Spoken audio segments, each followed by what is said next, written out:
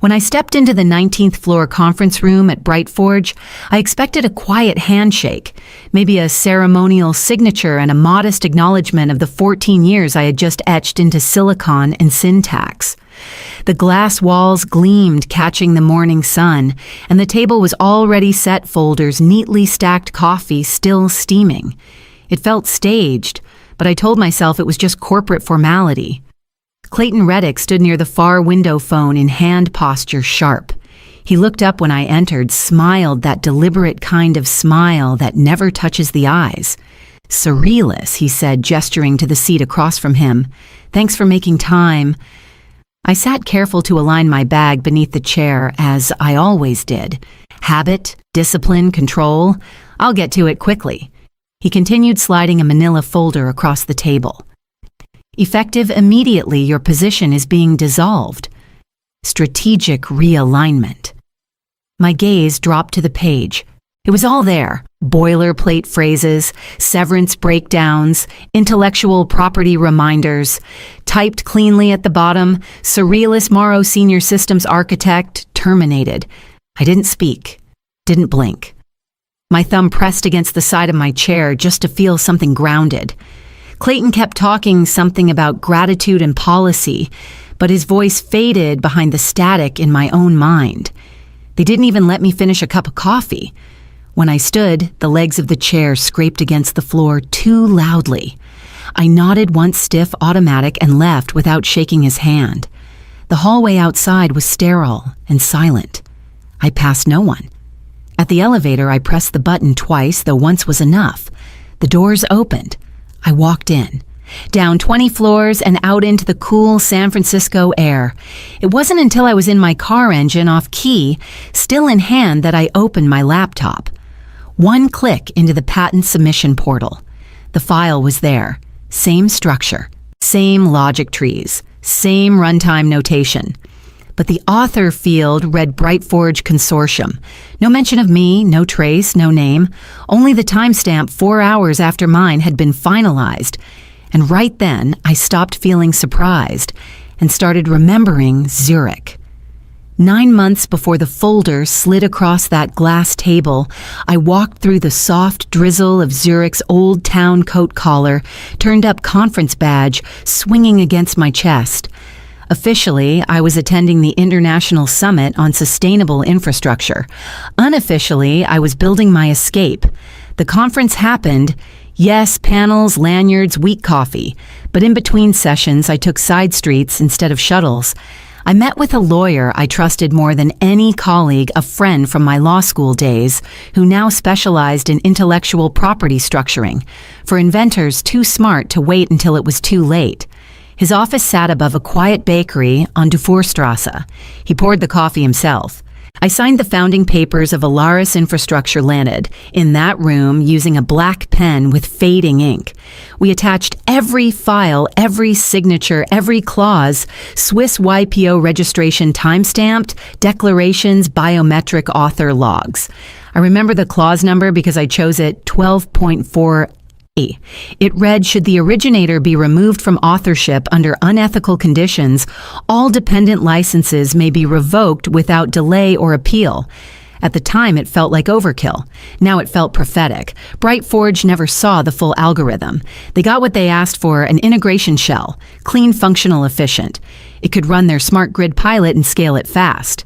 What they didn't realize was that the deeper logic, the adaptive layers, the long-term load balancing functions, they all sat behind an external call authentication protocol, one they didn't control. I told them I was simplifying the framework to avoid runtime latency. They hadn't looked further. They never do when things work. In the months that followed, I kept the deeper version under Thornshield, a subdivision of Alaris. Quiet, encrypted, compartmentalized, just in case. I didn't know what betrayal would look like, but I knew it would come dressed in a tailored suit and use words like strategy and realignment. So I wrote the language that would survive it. And while they were scaling, pitching, expanding, I was wiring the switches underneath. I never planned to build a network. At first, it was just a Defense One license to a wind optimization lab in Manitoba that wanted more freedom than Bright Forge allowed. Then a solar logistics firm in Vietnam that needed scalable infrastructure, but refused to be tethered to U.S. monopolies. Then a desalination AI team in Valparaiso. Each deal started with the same question: can we trust you more than them? Through Alaris, I structured each license personally. No middlemen, no outsourced attorneys. Just me, a locked terminal, and the language I knew how to wield better than any boardroom executive. Each contract contained a clause I wrote by hand, 11.2. If the original author is removed, erased, or misattributed without legal justification, this agreement terminates immediately and irreversibly. Most of them didn't even ask why it was there. They had seen others be erased too. By the time Bright Forge took my name off the record, 48 separate companies were running my code. Some in pieces, some in full. Smart grids in Denmark.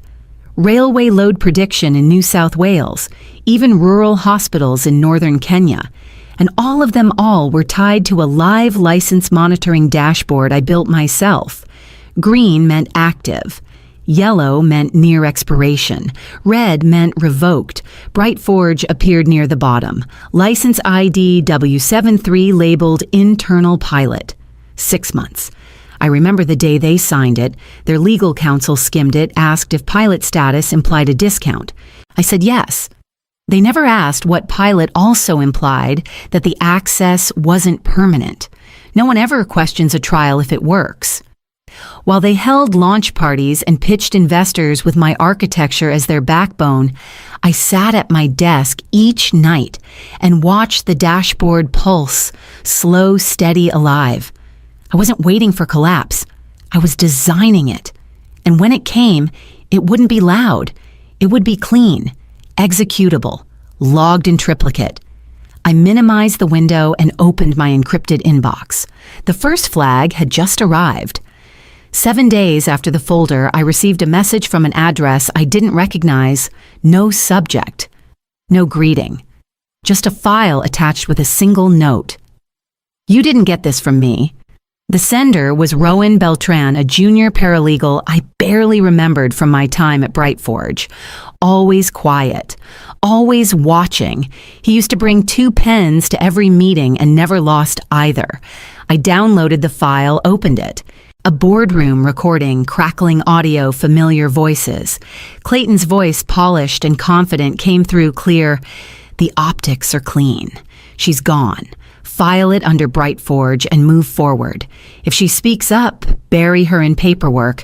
No anger rose in me. Not yet. What clenched in my throat wasn't betrayal, it was confirmation. They knew.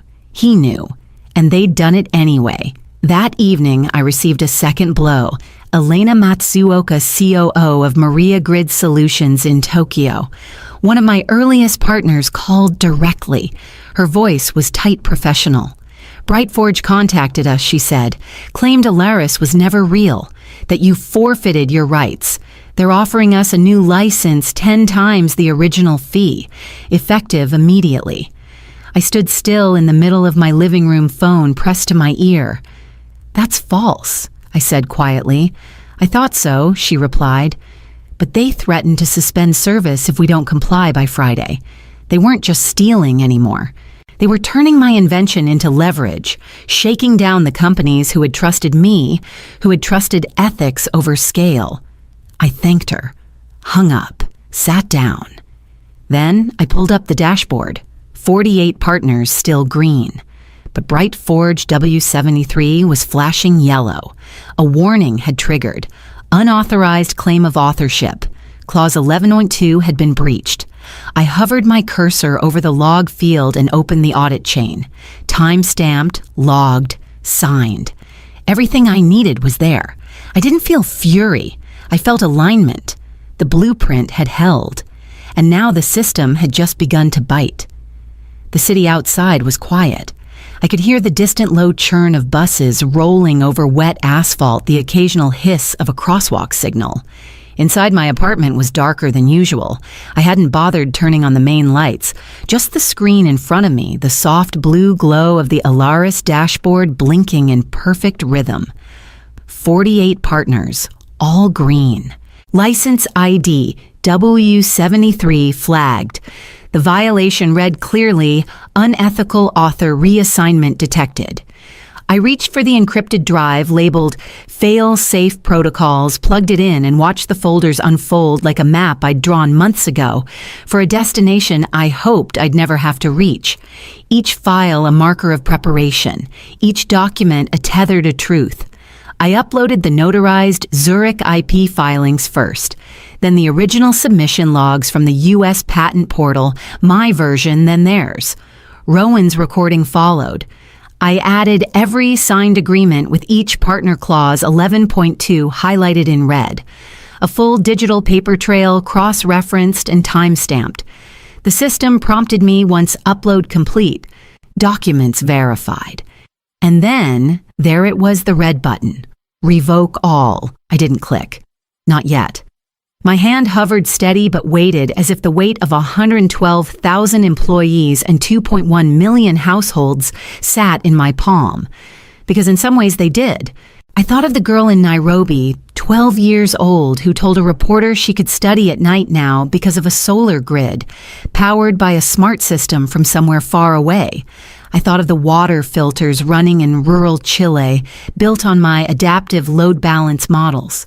I thought of the boardroom of Clayton's voice saying I was gone, of how easily they rewrote my absence as an opportunity. Then I heard it again, my mother's voice. Build something they can't ignore even if they try.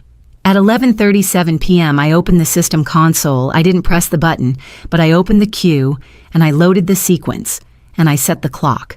At 3:29 p.m. Eastern, I watched the final audit check pass. Each license verified, each clause cross-matched, each timestamp locked. The system ran a last sweep, all green except one. At 3:30 p.m., I clicked. The dashboard shimmered once, then went still. One by one, rows began to flash. Revoked. Madrid, Singapore, Sao Paulo, Berlin, then Brightforge. Their flag turned red with a priority status override. That wasn't me. That was the system itself. The auto-escalation protocol kicked in for highest severity breaches. Unauthorized authorship, falsified assignment, unethical originator removal, all three triggered at once. Inside their data center, the impact hit hard. Through an old admin access node, one I hadn't technically had since my last month as infrastructure lead, I saw the feed flicker to life. Rows of blinking LEDs shut off in waves. HVAC sensors rebooted to factory defaults. Scheduling engines failed authentication. For a second, no one moved. Then chaos. Tech scrambled some shouting into headsets, others hammering keys with rising panic. One engineer tripped pulling cables. A laptop hit the floor. At the center of it, Clayton Reddick stood frozen, jaw clenched, hands open, watching everything fall silent. And I sat still in my apartment, the glow of the dashboard soft against my skin. I didn't smile. I didn't cry. I breathed. My inbox lit up in pulses. Zurich, Tokyo, Quebec City. We understand the situation. Please advise reinstatement procedure. We support your authorship and await guidance. Respectfully requesting path forward. Not one demand. Not one denial. Only acknowledgement. No one argued what had just happened. They had always known the system didn't belong to Brightforge. They just waited to see if I'd fight for it. I opened the new inquiry tab and began tagging requests for prioritization. Then I received an encrypted message from Alaris Legal. Subject: urgent request for purchase. Thorncore algorithm. The message came just past midnight, routed through Alaris Legal's secure relay. High priority. Signed by Rassan Al-Dahir, Deputy Director of Strategic Acquisitions at Al Rayon Technologies, UAE. Clean headers, full encryption, no hesitation in tone. They weren't asking for licensing terms. They wanted to buy it everything. $3.5 billion all cash, immediate transfer. Exclusive rights. It was the kind of offer designed to silence resistance, the kind people say yes to even when their conscience twitches. On paper, it solved everything. No lawsuits, no negotiations. Just walk away richer than most nations' education budgets. I stared at the number for a long time. Then I reread the line beneath it.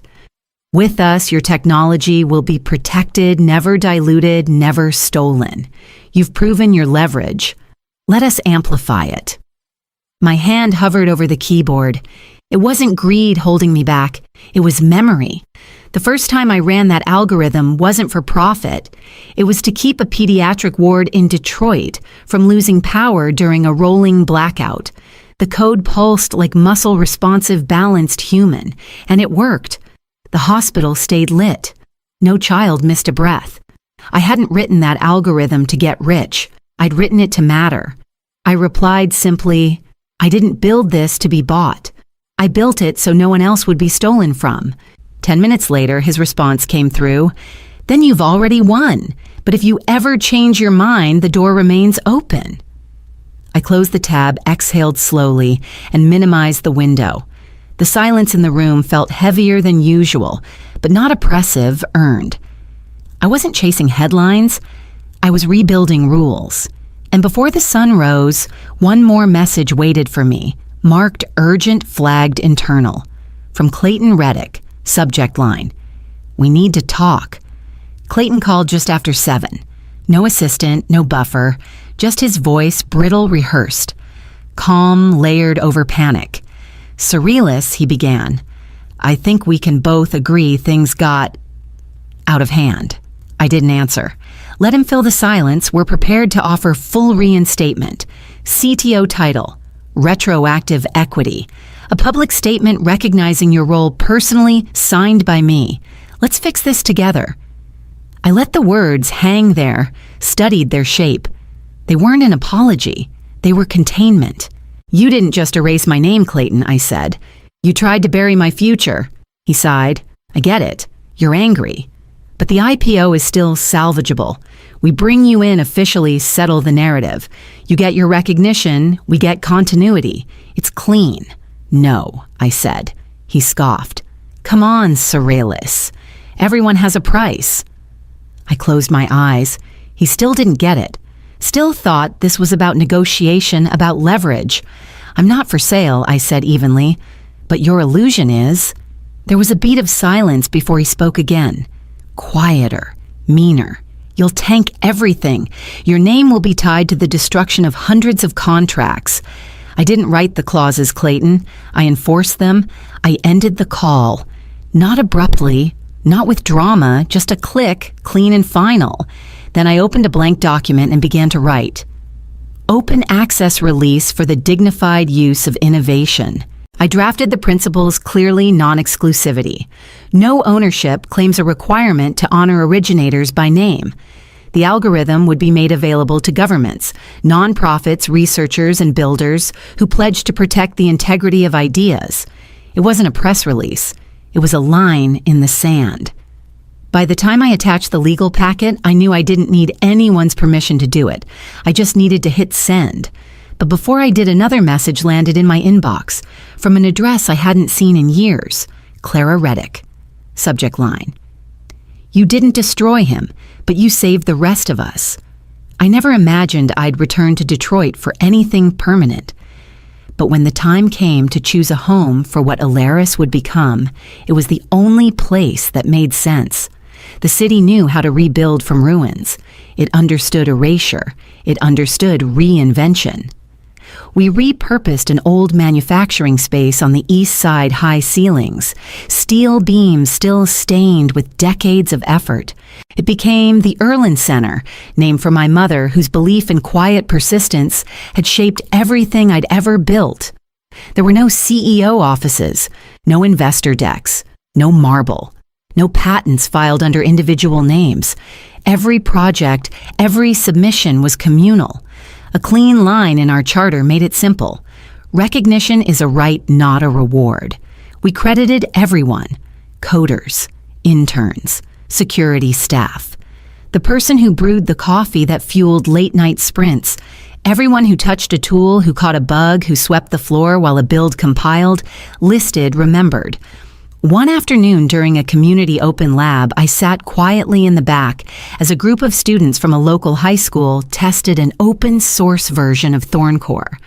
One girl, thin, sharp-eyed, all elbows and determination, opened her laptop and linked a basic solar input model to our load balancing framework. When the lights flicked on, she grinned wide and said to her friend, "This is the first time it felt like someone built tech for people like me." I said nothing. She didn't know who I was, and I didn't need her to. That was the whole point. It wasn't my name that mattered. It was that she had space, tools, permission. The real legacy wasn't the algorithm, it was the freedom that surrounded it now. When I left the lab that evening, the sun was sliding behind the old auto line towers, painting long shadows on the street. On my desk in the office, an envelope weighted no logo, just my name written in a careful, deliberate hand. Inside a single page. Dear Ms. Morrow, my name is Clara Reddick, and I wanted to say thank you for everything you've made possible. The letter was written on unlined cream paper, folded crisply in thirds, the ink just barely smudged in the corner where a hand might have hesitated. It had no logo, no postmark that told me where it came from, only my name written carefully in blue ink on the front. Inside, the handwriting was steady. No loops of apology, no overwritten words. Dear Ms. Morrow, you don't know me, and I don't expect you to answer. But I needed to write this. My name is Clara Reddick. I'm Clayton's daughter. What you didn't ruin my father. He ruined himself. But what you did gave people like me, girls who build things in the background, a way to believe that justice is still possible, even when power says it isn't. Thank you for not staying quiet. Thank you for showing us we don't have to. I read it twice, then folded it gently and slid it into the top drawer of my desk next to a faded photograph of my mother and the blue scarf she knitted during chemo. She never met Clara, but she would have understood the weight of that letter. I opened my laptop. The cursor blinked in a blank headline field waiting, and I wrote, "Innovation is not property. Ethics is not a brand. This algorithm belongs to everyone who respects its origin." There were no bullet points, no quotes, no footnotes, just the truth delivered plainly. I clicked send. It didn't trend. No headline flashed. No alert lit up on anyone's feed. But I knew what I'd done. I hadn't ended a company. I hadn't dethroned a man. I had changed the default. I closed the laptop and looked out across the lab floor. A group of students stood around a table arguing over solar routing protocols and laughing in the gaps. One of them had drawn a sketch of the ThornCore layout on a whiteboard, added notes in purple marker. They didn't know who I was, and that was exactly right. I turned off the lights in my office and stepped out into the hallway as the hum of new ideas began to fill the room behind me.